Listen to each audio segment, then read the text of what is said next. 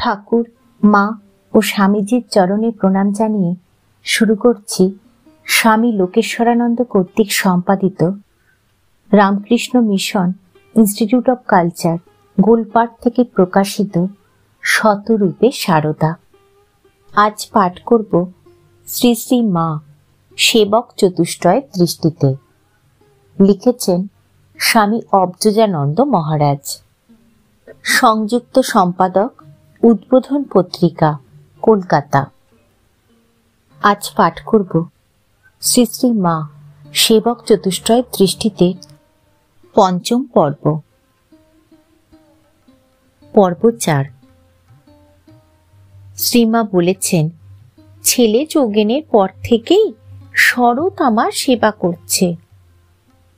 দেহত্যাগের বহু পূর্বেই স্বামী যোগানন্দ শরৎ মহারাজ বা স্বামী শারদানন্দকে মাতৃ সমীপে নিয়ে গিয়ে তার উপর সেই মহান উত্তরাধিকার ন্যস্ত করে গিয়েছিলেন বলা চলে। অবশ্য স্বামী যোগানন্দের দেহত্যাগের 28 মার্চ 1899 ঠিক সঙ্গে সঙ্গে স্বামী শারদানন্দ শ্রী মায়ের সেবাভার গ্রহণের কার্যে ব্রতী হতে পারেননি। স্বামী যোগানন্দের দেহত্যাগের সময় তিনি স্বামীজির আদেশে প্রচার ও অর্থ সংগ্রহের উদ্দেশ্যে পশ্চিম ভারতে গিয়েছিলেন। তারপর মঠে ফিরে এসে তাকে মঠ মিশনের নানা কাজে ব্যস্ত থাকতে হয়। ওই সময় শ্রী মায়ের সেবায় মূলত ব্রহ্মচারী কৃষ্ণলাল, সন্ন্যাস জীবনে স্বামী ধীরানন্দ নিযুক্ত ছিলেন এবং স্বামী ত্রিগুণাতীতানন্দের উপর শ্রী মায়ের সেবার তত্ত্বাবধানের ভার ছিল। 1902 খ্রিস্টাব্দের শেষে স্বামী ত্রিগুণাতীতানন্দ আমেরিকা যাত্রা করার পর ক্রমে স্বামী শারদানন্দের উপরেই শ্রী মায়ের সেবা ভার এসে পড়ে এবং তদবধি শ্রী মা যতদিন মরদেহে বর্তমান ছিলেন ততদিন তিনিই ছিলেন মায়ের প্রধান সেবক। শ্রী মা বলতেন, শরৎ হচ্ছে আমার ভারী। বলতেন, আমার ভার নেওয়া কি সহজ? শরৎ ছাড়া কেউ ভার নিতে পারে এমন তো দেখিনি। সে আমার বাসুকি, সহস্র ফনা ধরে কত কাজ করেছে। যেখানে জল পড়ে সেখানেই ছাতা ধরে।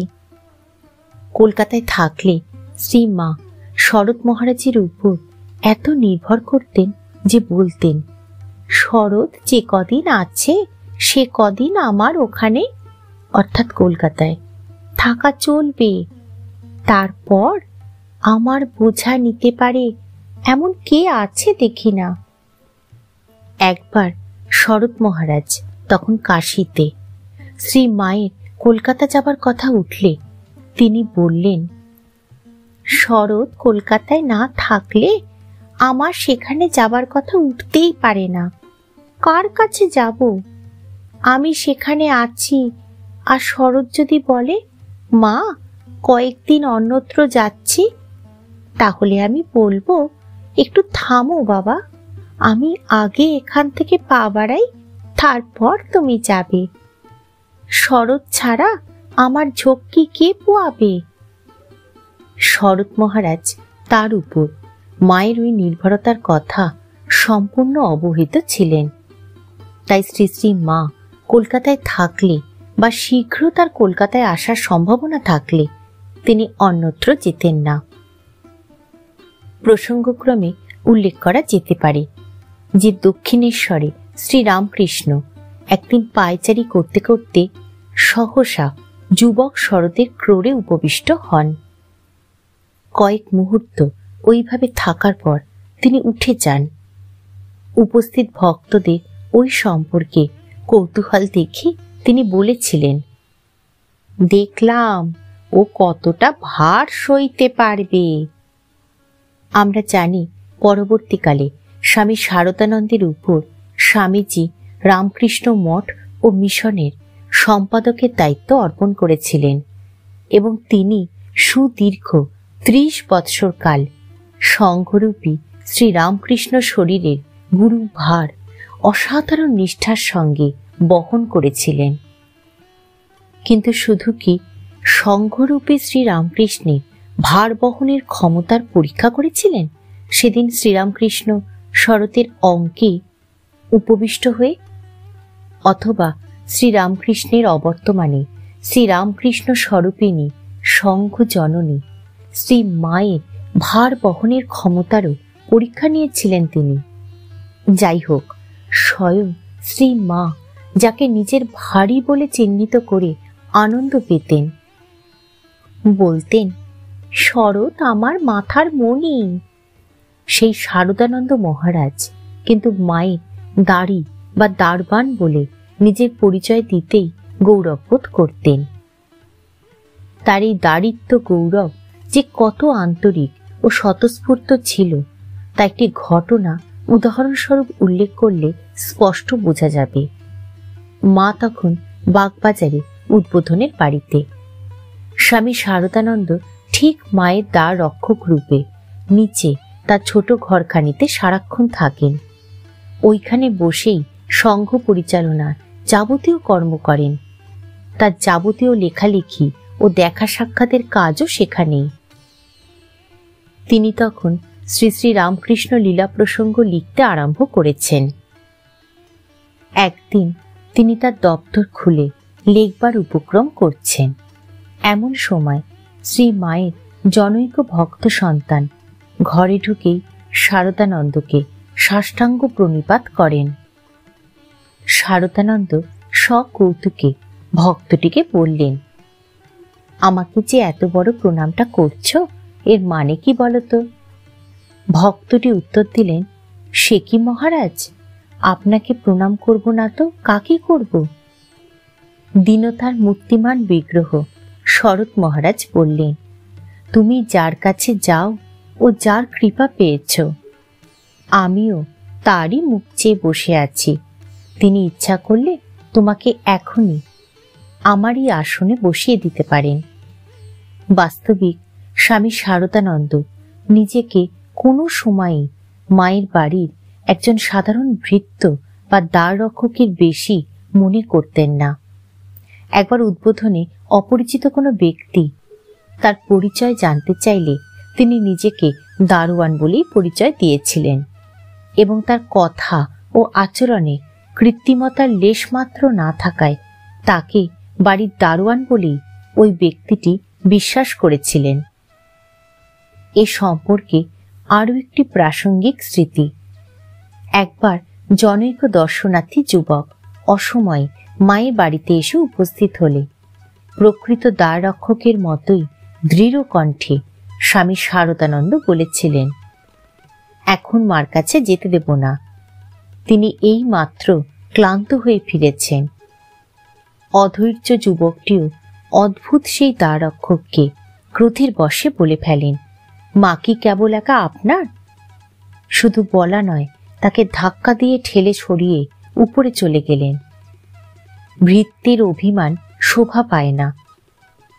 শারদানন্দ যুবকটির গতিরোধ না করে একপাশে সরে দাঁড়ালেন। ভক্তটি শটান মাতৃ সমীপে গিয়ে প্রণাম করতেই কেমন যেন এক অপরাধবোধ এসে তাকে অভিভূত করে ফেলেছিল। বিদায় নেবার সময় মায়ের চরণ দুখানি জড়িয়ে ধরে বললেন, মা, আজ এক বড় অন্যায় করে এসেছি। সিঁড়ি দিয়ে আসবার সময় শরৎ মহারাজকে ধাক্কা দিয়ে এসেছি।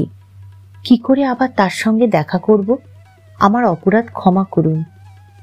কৃত অপরাধের জন্য এভাবে অনুশোচনা প্রকাশ করায় মা তাকে অভয় দেন। মায়ের কাছ থেকে সান্ত্বনা ও আশ্বাস লাভ করেও যখন সিঁড়ি দিয়ে যুবকটি নামছেন, তখন লজ্জায় ও গ্লানিতে মনে মনে ভাবছেন, শরৎ মহারাজকে কেমন করে আর মুখ দেখাবেন? তার সঙ্গে আবার দেখা না হলেই এখন বাঁচা যায়। কিন্তু হায়, কর্তব্যনিষ্ঠ প্রহরারত দ্বার রক্ষক যে ঠিক আগের মতোই সিঁড়ির একপাশে দণ্ডায়মান রয়েছেন। অনুতপ্ত যুবক তৎক্ষণাৎ তার পায়ে ধরে কৃতকর্মের জন্য ক্ষমা প্রার্থনা করলে স্বামী শারদানন্দ তাকে নিজ হাতে তুলে বুকে জড়িয়ে ধরে বললেন, অপরাধ আবার কি? এমন ব্যাকুল না হলে কি তার দেখা পাওয়া যায়? কলকাতায় শ্রী মায়ের কোনো স্থায়ী আবাস না থাকায় স্বামী শারদানন্দ স্বামীজির মতো অত্যন্ত উদ্বিগ্ন ছিলেন। 1908 খ্রিস্টাব্দে শেষ ভাগে নির্মিত বাগবাজারে উদ্বোধন কার্যালয় বা মায়ের বাড়ি তার সেই সযত্ন লালিত অভিলাষের বাস্তব রূপ। কিন্তু এই নির্মাণ কার্যের জন্য তিনি গুরুতর আর্থিক বোঝার ভার সস্কন্ধে বহন করতেও দ্বিধা করেননি। পরে প্রসঙ্গে তিনি নিজেই একবার বলেছেন, যখন উদ্বোধনের বাড়ি হয় তখন 11,000 টাকা দেনা। ওই দেনা ঘাড়ে নিয়ে বাড়ি করা হলো। বই বিক্রি ইত্যাদি দ্বারা তা শোধ হয়েছিল। মাকে রাখবার জন্য এই বাড়ি করা, তাকে কেন্দ্র করে, তার জন্যই সব, এইভাবে ভরপুর হয়ে তখন সকল কাজ করতুম। কলকাতায় মায়ের জন্য বহু প্রত্যাশিত ও সংকল্পিত আবাস তৈরি হলেও 1909-এর আরম্ভকাল পর্যন্ত মাকে সেখানে অধিষ্ঠিত করার কোনো সুযোগ স্বামী শারদানন্দের সম্মুখে ছিল না। শারদানন্দ তাই অধীর হয়ে উঠেছিলেন, কেমন করে, কি উপায়ে মাকে ওই নতুন বাড়িতে নিয়ে আসা যাবে। এমন একটি চিন্তায় যখন তিনি আকুল, ঠিক তখনই সহসা জয়রামবাটি থেকে মায়ের এক জরুরি পত্র এসে উপস্থিত। মা শারদানন্দকে অবিলম্বে জয়রামবাটি যেতে আহ্বান জানিয়েছেন। মা লিখেছিলেন তার ভাইয়েরা বিষয় সম্পত্তি ভাগ করে পৃথক অন্য হতে চলেছে, তাই এই সময় শারদানন্দের উপস্থিতি সেখানে একান্ত প্রয়োজন। মায়ের মা শ্যামা সুন্দরী দেবী লোকান্তর গমনের পর অর্থাৎ জানুয়ারি 1906 কার্যত শ্রী শ্রী মা তার ভাইদের সংসারে অভিভাবিকা স্বরূপই ছিলেন। অতএব তাদের এই সাংসারিক পরিস্থিতিতে মা খুব স্বাভাবিক কারণেই অস্বস্তি বোধ করছিলেন। এই কারণে সেবক সন্তান শারদানন্দকে কাছে ডাকা। মাতৃভক্ত সন্তানও আর কাল বিলম্ব না করেই জয়রামবাটির উদ্দেশ্যে যাত্রা করেন 1909 খ্রিস্টাব্দে 23শে মার্চ। এই দিনটি স্মরণীয় এই কারণে যে বাস্তবিক শ্রী মায়ের ভারী হিসাবে স্বামী শারদানন্দের যাত্রারম্ভ হয়েছিল ওই তারিখ থেকেই। যে যাত্রার বিরতি ঘটেছিল তার অর্থাৎ স্বামী শারদানন্দের দেহযাত্রার পরিসমাপ্তিতে। জয়রামবাটিতে মাতৃ সন্নিধানে থেকে শারদানন্দ শ্রী মায়ের ইচ্ছানুযায়ী তার ভ্রাতাদের বিষয় সম্পত্তি বিভাগ সংক্রান্ত যাবতীয় কাজে মধ্যস্থতা করেছিলেন। বৈষয়িক ব্যাপারে সংসারী লোকদের মধ্যে যেমন বহুবিধ স্বার্থ সংঘর্ষ, মতবিরোধ এবং কলহ হয়ে থাকে, মায়ের ভাইদের মধ্যেও তার কিছুমাত্র ব্যতিক্রম দেখা যায়নি। অথচ ওই পরিবেষ্টনীর মধ্যে বাস করেও শ্রী মা সকল কিছুর ঊর্ধ্বে তার স্বকীয় সুমহান বৈশিষ্ট্যে বিরাজ করতেন। সন্ন্যাসী শারদানন্দ এই শান্ত মহিমোজ্জ্বল মাতৃমূর্তি দর্শন করে বিস্ময়ে শ্রদ্ধায় আরো অভিভূত হতেন। এই কালে একদিন কথা প্রসঙ্গে বলেছিলেন, আমাদের তো দেখছ পান থেকে চুন খসলে আমরা চটে আগুন হই, কিন্তু মাকে দেখো, তার ভাইরা কি কাণ্ডই করছেন, অথচ তিনি যেমন তেমনটিই আছেন, ধীর স্থির। সেবকের দৃষ্টিতে সত্যই অপূর্ব স্নিগ্ধ অথচ অনাড়ম্বর একখানি মাতৃ আলেখ্য। জয়রামবাটি থেকে শ্রী মাকে নিয়ে সেবক শারদানন্দ উদ্বোধন কার্যালয়ের নতুন আবাসে প্রবেশ করেন 1909 খ্রিস্টাব্দের 23শে মে রবিবার। মায়ের দাড়ি স্বামী শারদানন্দ তার বহু ঈপ্সিত মায়ের বাড়িতে মাকে এনে অধিষ্ঠিত করে নিজেকে ধন্য ও কৃতকৃতার্থ জ্ঞান করেছিলেন। বস্তুত ওই দিন থেকেই উদ্বোধন কার্যালয়ের ভবনটি রামকৃষ্ণ ভক্ত পরিমণ্ডলে মায়ের বাড়ি বলেই পরিচিত হতে থাকে। অদ্যাবধি ওই মায়ের বাড়ি একাধারে শক্তিপীঠ রূপে পরম তীর্থ এবং স্বামী শারদানন্দের অপূর্ব মাতৃ সাধনার মহতী স্মৃতিসৌধ। স্বামী শারদানন্দ যেমন শ্রীরামকৃষ্ণকে জানতেন দেহধারী স্বয়ং ভগবান বলে, তেমনি শ্রীরামকৃষ্ণের লীলা সঙ্গিনী সারদা দেবীর ঐশী সত্তা সম্বন্ধেও তিনি নিঃসন্দেহ ছিলেন। এই প্রসঙ্গে জনৈক ভক্তের সঙ্গে তার যে কথা হয়েছিল তা এখানে উদ্ধৃত করা যেতে পারে। জনৈক ভক্ত: মহারাজ, ঠাকুর যে অবতার তা না হয় তার দিব্য ভাব দেখে বিশ্বাস করতে পারি, কিন্তু মা যে সাক্ষাৎ ভগবতী সে কথা মনে আনতে পারি না কেন? স্বামী শারদানন্দ: ঠাকুরকে যদি ভগবান বলে বিশ্বাস করতেই পেরে থাকো তবে এই সন্দেহ তোমার আসে কেন? ভক্ত: আমার এই সন্দেহ কিছুতেই দূর হচ্ছে না। স্বামী শারদানন্দ: তাহলে বলো, ঠাকুরকে অবতার বলে তোমার ঠিক ধারণা হয়নি? ভক্ত বিনীতভাবে: না মহারাজ, ঠাকুরের সে বিশ্বাস আমার আছে। স্বামী শারদানন্দ দৃঢ় কণ্ঠে: তোমার তাহলে বিশ্বাস ভগবান একটি ঘুঁটেকুরুনির মেয়েকে বিয়ে করেছিলেন? 1916 খ্রিস্টাব্দে দুর্গাপূজার কয়েকদিন শ্রী মা বেলুর মঠের উত্তরের বাগান বাড়িতে ছিলেন, এখন যেটি লেগেট হাউস নামে পরিচিত। অষ্টমীর দিন সন্ধি পূজার পর স্বামী শারদানন্দ একজন ব্রহ্মচারীকে বললেন, এই গিনিটি মাকে দিয়ে প্রণাম করে আয়। ব্রহ্মচারী ভাবলেন গিনিটি দুর্গা প্রতিমাকে প্রণামী দিতে হবে, তাই শরৎ মহারাজকে নিঃসন্দেহ হবার জন্য জিজ্ঞাসা করলেন। স্বামী শারদানন্দ বললেন, ও বাগানে মা আছেন, তার পায়ে গিনিটি দিয়ে প্রণাম করে আয়, এখানে তো তারই পূজা হলো। অগ্নি আর তার দাহিকা শক্তি যেমন অভেদ, স্বামী শারদানন্দের চোখে শ্রীরামকৃষ্ণ ও শ্রী মা ছিলেন তেমনি। স্বামী শারদানন্দ বিশ্বাস করতেন সর্ববিদ্যার অধিষ্ঠাত্রী দেবী সরস্বতী এবার সারদা দেবী রূপে পৃথিবীতে অবতীর্ণা হয়েছেন। একটি শ্লোকে তিনি বলছেন, যথাগ্নির দাহিকা শক্তি রামকৃষ্ণে স্থিতা হিজা সর্ববিদ্যা স্বরূপাং তাং শারদাং প্রণমাম্যহাম। শুধু কথাতেই নয়, তার সকল আচরণেও শ্রী মায়ের প্রতি তারই মনোভাব প্রতিফলিত হতো। এই সম্বন্ধে ব্রহ্মচারী প্রকাশচন্দ্রের লেখা থেকে কিছু অংশ উদ্ধৃত করা যেতে পারে। মায়ের ইচ্ছার উপর তিনি অর্থাৎ স্বামী শারদানন্দ কখনো নিজের ইচ্ছা প্রয়োগ করিতেন না।